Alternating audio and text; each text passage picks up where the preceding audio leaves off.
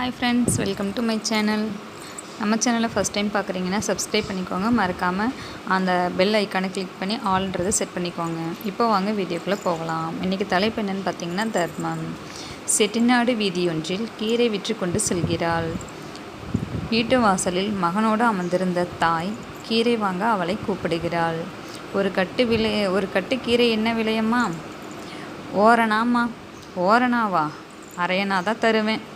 அரையனான்னு சொல்லி 4 கட்டு கொடுத்துட்டு போ. இல்லைம்மா, வராதுமா, அதெல்லாம் முடியாது, அரையனாதான். பேரம் பேசுகிறாள் அந்த தாய்.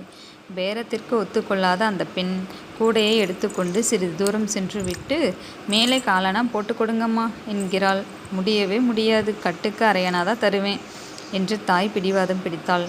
கீரைக்காரி சிறிது யோசனைக்கு பிறகு, சரியம்மா, உன் விருப்பம் என்று கூறிவிட்டு 4 கட்டு கீரையை கொடுத்துவிட்டு 2 அண காசையை வாங்கி கொண்டு கூடையை தூக்கி தலையில் வைக்கும்போது கீழே சரிந்தாள். என்னடியம்மா, காலை ஏதும் சாப்பிடலையா என்று அந்த தாய் கேட்க, இல்லைம்மா, போய் தான் கஞ்சி காய்ச்சணும். சரி, இதோ வரேன் என்று கூறிவிட்டு வீட்டுக்குள் சென்றவள் திரும்பும்போது ஒரு தட்டில் 6 இட்லிகளையும் அவற்றிற்கு தேவையான சட்னியையும் வைத்து கொண்டு வந்தாள். இந்தா, சாப்பிட்டு விட்டு போ என்று கீரைக்காரியிடம் கொடுத்தாள்.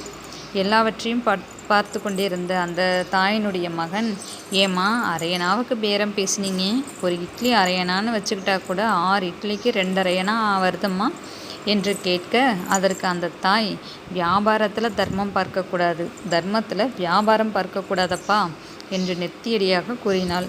நெஞ்சை தொட்ட அந்த பதில் அன்று முழுவதும் மனதையே சுற்றி வந்தது. இந்த கதை உங்களுக்கு பிடிச்சிருந்தா நம்ம சேனலை சப்ஸ்கிரைப் பண்ணிக்கோங்க, லைக் பண்ணுங்கள், மறக்காமல் எல்லாத்துக்கும் ஷேர் பண்ணிவிட்டு கமெண்டில் எப்படி இருக்குன்னு சொல்லுங்கள். தேங்க்யூ.